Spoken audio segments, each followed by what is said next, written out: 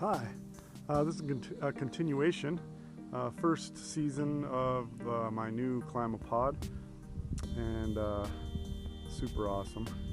I made a video about a month ago. I'm in about 7,000 feet in the southwest, and get about worst case scenario, 2 months of growing season, frost-free. We usually get a June frost, mid-June, and then even sometimes mid-August. And we actually got a snow a couple weeks ago.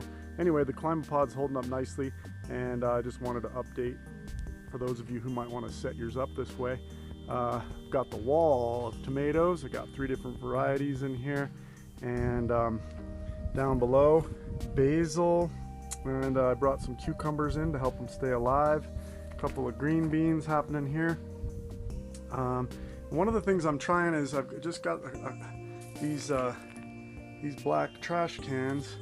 They're 32 gallons, and I'm filling them up in order to absorb some of the heat during the day, so that I can maintain a longer growing season in here. And then another thing that I think that is worth trying, I'm hoping to be able to grow some greens into the winter. I've been keeping them cool on the north face. I've got some mixed greens and planted some spinach as well. Doing some experimentation. As soon as that greenhouse, it will freeze, I'm going to pull out all those tomatoes and cucumbers and basil, make a bunch of pesto, and then move in the cold crops.